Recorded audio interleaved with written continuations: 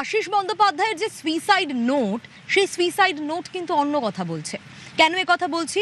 এই যে টিআরডিএতে তিনি চেয়ারম্যান ছিলেন, কিন্তু সিগনেচারের কি ক্ষমতা ছিল তার? দাবি করা হচ্ছে এই সুইসাইড নোটে তার কিন্তু সই করার কিন্তু কোনো রকম এখতিয়ার ছিল না। আর এখান থেকে অনেকগুলো প্রশ্ন উঠছে যে রাজনীতিতে তার মতো মানুষ বিরল, বিভিন্ন দলের রাজনীতিবিদরা তারাও এই কথা বলে থাকেন। কোথাও গিয়ে ছত্রে ছত্রে এই সুইসাইড নোটে অবসাদ রয়েছে, কারণ যে অভিযোগ তার বিরুদ্ধে তোলা হচ্ছিল কোথাও গিয়ে হয়তো মানসিক অবসাদ তাকে গ্রাস করেছিল, কারণ তার তো সিগনেচার করারই অধিকার ছিল না, সিগনেচার করার এখতিয়ার ছিল না সেখানে, যা সুইসাইড নোটে দাবি করেছেন আশিস বন্দ্যোপাধ্যায়। পুলিশ সুপার তার বক্তব্য শোনাবো আপনাদের। দুটো হ্যান্ড রিটান নোট পাওয়া গেছে। অ্যাপারেন্টলি লেখা আছে কি nobody is responsible for my death, আমার মৃত্যুর জন্য কেউ দায়ী নেই। আনন্যাচুরাল ডেথ কেসে ইনকোয়েস্ট এন্ড পোস্টমর্টম করা ম্যান্ডেটরি আছে। আমরা খতিয়ে দেখছি ব্যাপারটা কি কারণে উনি যে প্রাইমা ফেসি যে বুঝে সুসাইড করেছেন, কি কারণে করলে কি আছে ব্যাপারটা, সেটা নিয়ে ইনকোয়ারি আমরা করে দেখছি। এই যে বলছিলাম আশিস বন্দ্যোপাধ্যায় তিনি সুইসাইড নোটে দাবি করেছেন যে তার সইয়ের এখতিয়ার ছিল না, তিনি তো দাবি করেছেন তার সুইসাইড নোটে, কিন্তু স্থানীয়দের একাংশ তারাও এই একই কথা বলছেন। তারা বলছেন যে টিআরডিএতে চেয়ারম্যান ছিলেন আশিস বন্দ্যোপাধ্যায়, কিন্তু সইয়ের এখতিয়ার তার ছিল না। আশিস ব্যানার্জি আজীবন রাজনৈতিক সততার প্রতীক এবং রাজনৈতিক ব্যক্তিত্ব। মানসিক দুশ্চিন্তা কি ছিল ওনার সেটা তো বলতে পারবো না। তার দীর্ঘ রাজনৈতিক জীবনে আশিস ব্যানার্জি কারো কাছে কোনোদিন 5টা পয়সা নিয়েছেন বা কোনো দুর্নীতির অভিযোগ তার বিরুদ্ধে তার হাজার সত্ত্বেও কিন্তু এটা আজ পর্যন্ত বলতে পারেননি। তার মতো সৎ নিষ্ঠাবান রাজনৈতিক কর্মী খুব বিরল। ওনাকে কেউ পছন্দ করতে পারেন না করতে পারেন, কিন্তু আশিস ব্যানার্জি চোর, কারা কাছে 1 পয়সা খেয়েছেন এ কথা কেউ বিশ্বাস করবে না। সেটাই দুঃখ পেয়েছেন বেশি করে। কিছুদিন আগে একটা রাস্তায় একটা ছেলে ধরেছিল, তারপর অনেকে অনেক ফেসবুকে অনেক কমেন্ট করছেন যেগুলো মেনে নিতে পারছেন না। সুইসাইড নোটটা থেকে আমার তাই মনে হলো। রাজনীতি লোকদের সব থেকে একটা অকারণে কারোর উপর ব্লেম চেপে যায়। উনি ওখানকার কোনো টেন্ডার অথরিটি ওনার ছিল না, ওখানে সই করা উনি করতেন না, টিআরডিএ উনি ছিলেন না, এবং কোনো রকম চেক পাওয়ার উনি নিজের হাতে কোনোদিন রাখেননি। সুতরাং যারাই এদিক ওদিকে কথা তুলছেন আমি মনে করি তারা বিভ্রান্তি ছড়াচ্ছেন সমাজে, কেননা উনি ওটার সঙ্গে কোনোভাবেই যুক্ত ছিলেন না। যার চেক পাওয়ার ক্ষমতা থাকবে না, যার টেন্ডার পাওয়ার ক্ষমতা থাকবে না, সে কিভাবে দুর্নীতির সঙ্গে যুক্ত থাকবে? সুতরাং আমরা এটাকে নস্যাৎ করছি। সেগুলো হয়তো সেন্টিমেন্টে তার কোথাও আঘাত করেছে।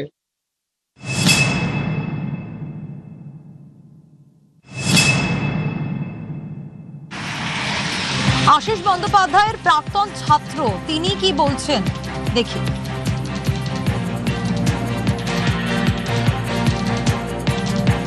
2011 সালে আমি স্যারের সঙ্গে আমার প্রথম পরিচয় কলেজ সূত্রেই, ঠিক আছে। ওখান থেকে আমার ছাত্র পরিষদে হাতে করি। স্যার আমার শিক্ষাগুরু ছিলেন। উনি দুর্নীতির সঙ্গে একটুকু জড়িত থাকবে বলে আমরা কোনোদিন ভাবিও নি, ভাববও না। আর স্যার এই সবের সঙ্গে যুক্ত থাকবেনও না। উনি সাদা পায়জামা সাদা পাঞ্জাবি পরতেন, ওনার গায়ে একটা কাদাও লাগতে পারে বলে আমাদের এতটুকু বিন্দুমাত্র বিশ্বাস হয় না। নির্ভীক এবং সৎ মানুষ হিসেবে আমরা ওনাকে চিনি। উনি খুব সেন্টিমেন্টাল লোক ছিলেন। ওনাকে হয়তো এমন কিছু একটা ব্যাপার ছিল যেটা ওনাকে আঘাত লাগে, যার জন্য হয়তো এই দুর্ঘটনাটা ঘটে। পতাকা উত্তোলনের পর ওনার সঙ্গে আমার কথা হয়, উনি বলেন যে তোরা ঠিকঠাক চল, ঠিক মতো চলবি, মানুষের মতো মানুষ হবি।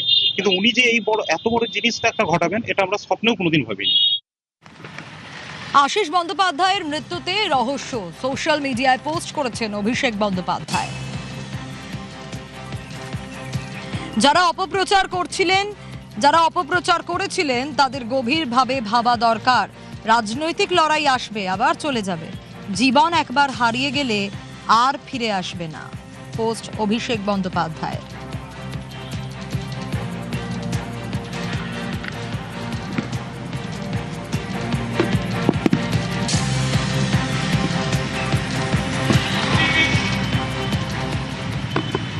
সোশ্যাল মিডিয়ায় পোস্ট করেছেন কুণাল ঘোষ। কি লিখেছেন তিনি লিখেছেন নিরপেক্ষ তদন্তের দাবি তৃণমূল বিধায়ক কুণাল ঘোষের।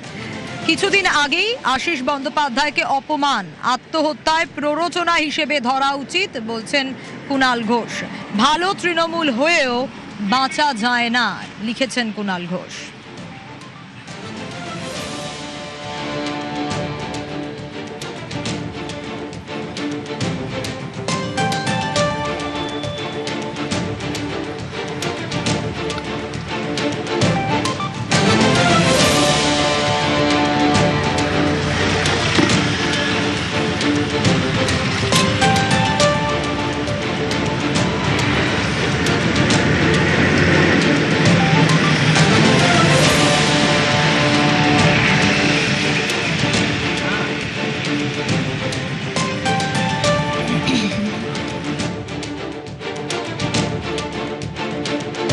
সমবেদনা জানিয়ে পোস্ট করেছেন ঋতব্রত বন্দ্যোপাধ্যায়।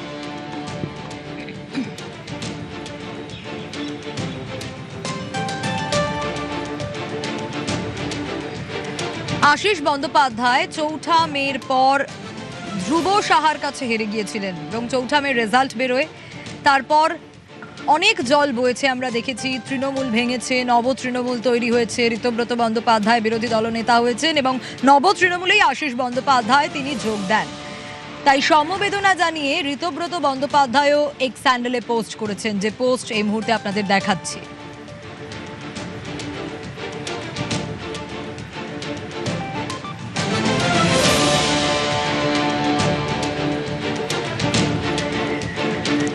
ভালো ভদ্রলোক ছিলেন, কিভাবে হলো এরকমটা বুঝতে পারলেন না, বলছেন অনুব্রত মণ্ডল।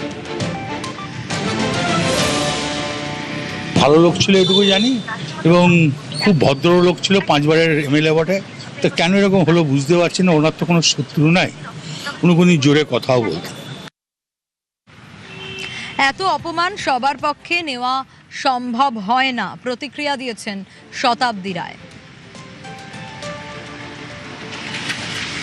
মানুষ এমন হয়ে গেছে না এখন, এই মৃত্যু কিন্তু শুধু আশিসদার একার না, অনেকের হতে পারে। কে কোন দলে আছে, কে কোন দলে নেই, কে কেন করছে কি না, সে মানুষ এত ভাবে তাদেরকে অপমান করছে, এই অপমানটা সবার পক্ষে নেওয়া সম্ভব নয়।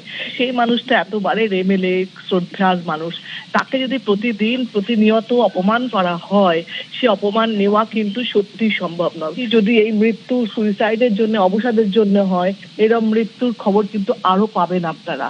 কারণ এই জন্যে যে মানুষ সোশ্যাল মিডিয়া যে জায়গায় পৌঁছেছে, তাতে কিন্তু একটা মানুষকে মেরে ফেলা খুব সহজ হয়ে যাচ্ছে।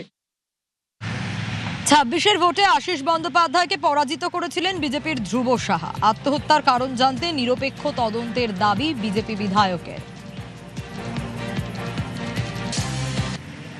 যে কোনো মৃত্যুই বেদনাদায়ক। আশিস ব্যানার্জির মৃত্যু অত্যন্ত দুঃখজনক ঘটনা। আমরা পরিবারের প্রতি সমবেদনা জানাচ্ছি এবং আশিস বাবুর এই আত্মহত্যার কারণ জানতে নিরপেক্ষ তদন্তের দাবি জানাচ্ছি। আশিস বাবু পরাজিত হয়েছিলেন, 25 বছর বিধায়ক ছিলেন। আমি নিজে গিয়ে তার বাড়িতে প্রণাম করে এসেছিলাম। যেদিনকে গেছিলাম মনে হয়নি যে তিনি আত্মহত্যা করতে পারেন, কিন্তু আজকে তাকে আত্মহত্যা করতে হয়েছে। দলীয় কিংবা তার পারিবারিক কোনো কারণ আছে কিনা তদন্ত করতে হবে। সৎসঙ্গে স্বর্গবাস, অসৎসঙ্গে সর্বনাশ, মন্তব্য বিজেপি রাজ্য সভাপতি শ্রমিক ভট্টাচার্যের।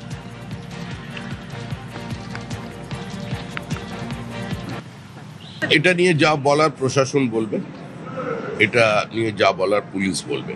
প্রশাসনের বিষয়টি গুরুত্ব দিয়ে দেখা উচিত। সৎ সঙ্গে স্বর্গবাস, অসৎ সঙ্গে সর্বনাশ।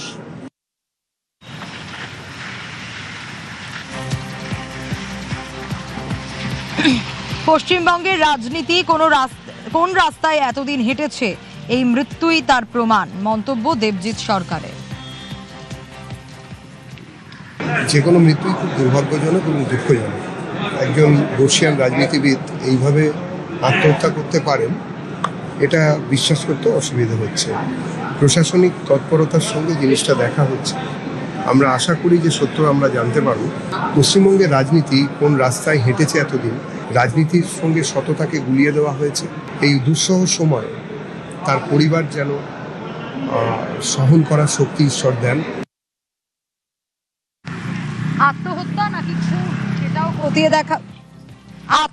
নাকি খুন সেটাও খতিয়ে দেখা উচিত, মন্তব্য পুর নগর উন্নয়ন মন্ত্রী অগ্নিমিত্রা পালের। এখন এটাও দেখার বিষয় যে উনি আত্মহত্যা করেছেন, ওনাকে খুন করা হয়নি, বা এই বিষয়টা পুলিশ তার তদন্ত করবে। যদি সবাই যে চোর তা তো নয়, তৃণমূলের সবাই চোর একদম 100% তা তো বলা যায় না। অনেক সিদ্ধারা সোজা করে রাজনীতি করে এসছে, এরকম মানুষও আছে গুটিগত। পারিবারিক বা রাজনৈতিক সমস্যা থাকতে পারে, মন্তব্য দিলীপ ঘোষের। সুইসাইড করাটা তো দুঃখজনক, কেন করেছেন তদন্ত হওয়া উচিত। একজন পুরনো পলিটিশিয়ান, বর্তমান পশ্চিমবাংলা যে পরিস্থিতি তৈরি হয়েছে, আগের সরকারের যারা প্রতিনিধি ছিলেন সবার সম্বন্ধে কমপ্লেন আছে। পাবলিক সেই দৃষ্টিতে সবাইকে দেখছে। মমতা ব্যানার্জিও তার বাইরে নন, তাকেও তার সম্মুখীন হতে হয়েছে। তো তো কারোর বিরুদ্ধে যদি এরকম কমপ্লেন থাকে, আমার বক্তব্য তার বিরুদ্ধে আইনগতভাবে কমপ্লেন করা উচিত, ইনকোয়ারি হওয়া উচিত। আর সুইসাইড একটা আলাদা বিষয়, কেন হয়েছে সেই ব্যাপারে অনেক সমস্যা থাকতে পারে, পারিবারিক থেকে, ব্যক্তিগত থেকে, রাজনৈতিক থেকে। সেটা আমি চিনি না, জানি না, ভালো করে বলবো কি, সেটা সরকারের এবং পুলিশ বিভাগের ভালো করে তদন্ত করা উচিত।